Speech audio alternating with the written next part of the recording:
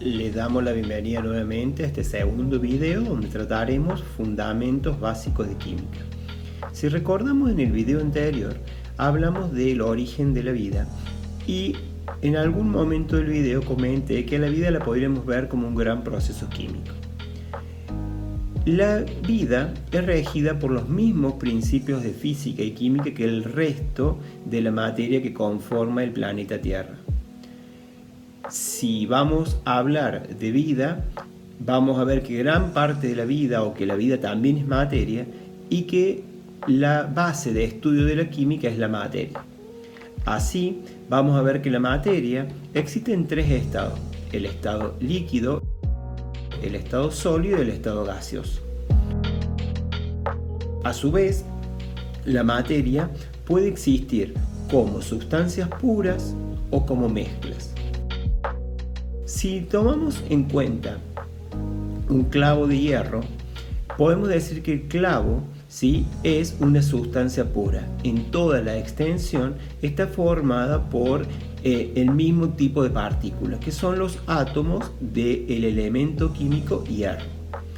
Esa porción de materia tiene propiedades físicas, como por ejemplo el color, que es plateado, el brillo, el sabor metálico, son propiedades físicas, pero también tiene propiedades químicas que tienen que ver con la facilidad que tiene el clavo de oxidarse, es decir, de transformarse en otra cosa.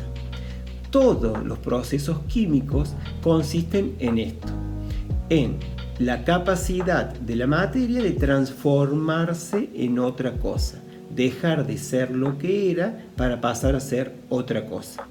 Cuando el clavo se oxida, deja de ser resistente, de color plateado, brilloso, para pasar a ser opaco, de color rojizo y quebradizo, donde el hierro dejó de ser hierro para pasar a ser óxido de hierro. Eso es un ejemplo de un proceso químico. Hubo una transformación química y la materia, para poder transformarse, tiene que tener la propiedad química que lo lleve a esa transformación. También vimos que pueden ser una sustancia pura, que puede ser un elemento, pero también puede ser un compuesto, como es el caso del óxido de hierro. ¿Por qué es un compuesto? Porque está formado por el oxígeno y el hierro, dos elementos químicos.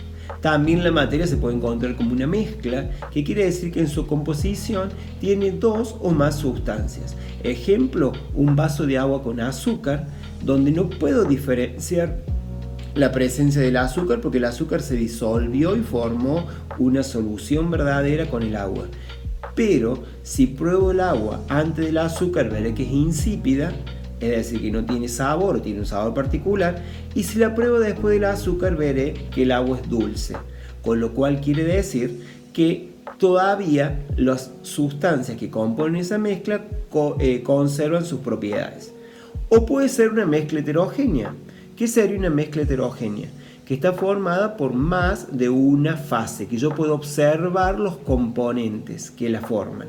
El mejor ejemplo de una mezcla heterogénea es una ensalada de fruta, donde yo puedo ver cada uno de sus integrantes. Puedo ver los trozos de ananá, los trozos de durazno, los trozos de manzana, es decir, que veo los diferentes componentes de la mezcla. También vamos a ver que si abordamos desde una perspectiva micro la materia, veremos que está formada por átomos, siendo el átomo la unidad básica de la química. Los átomos están formados por protones y neutrones en un núcleo. Los protones tienen carga positiva y alrededor circulan los electrones que tienen carga negativa. Los elementos químicos tienen el número atómico que corresponde al número de protones y también el de electrones, porque los elementos químicos tienen igual número de protones que de electrones, por esa razón son neutros, es decir, que no tienen carga. Los electrones circulan en orbitales alrededor, ¿sí? Esos orbitales se encuentran ubicados en niveles energéticos, que serían como capas, y mientras más cerca del núcleo está, el nivel energético tiene menor energía, mayor estabilidad, pero siempre los electrones se van a ir llenando desde el núcleo hacia afuera. Por lo tanto, tienen asegurado que todos los niveles energéticos van a tener electrones hasta que se acaben los electrones. los átomos van a tratar de tener sus niveles energéticos completos de electrones, ¿sí? Y si no lo logran, van a salir a buscar otros átomos que les compartan, les cedan o ellos les regalen electrones para quedarse con sus niveles energéticos completos. Y eso es lo que explica por qué se forman los compuestos químicos. Haremos un pequeño repaso por la tabla periódica para ver la ubicación de los elementos químicos, para entender, ¿sí?, por qué se encuentran ubicados así y algunas propiedades químicas que se desprenden de su ubicación. Veremos enlaces químicos, que es la manera en que los átomos se relacionan para formar los compuestos químicos. Dentro de los compuestos químicos tenemos una variedad de compuestos, ya sean inorgánicos u orgánicos. Los inorgánicos son la mayoría que forman el planeta Tierra y los orgánicos están como más circunscriptos a la vida. Los orgánicos dependen de una estructura del átomo de carbono y los inorgánicos son una gran mezcla de cerca de 13 millones de compuestos, para lo cual existe un sistema normalizado para nombrarlos, que veremos parte de cómo se nombran los compuestos inorgánicos. Y por último, veremos las soluciones en medio acuoso. ¿Por qué?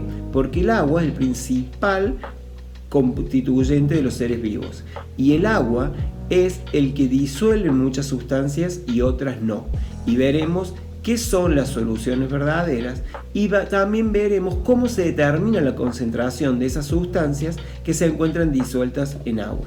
Los invito a seguir profundizando en los temas de conceptos fundamentales de química en el aula virtual y también que sigan viendo el próximo video, donde nos involucraremos en los temas relacionados a biología, a las células y a cómo funciona esa célula.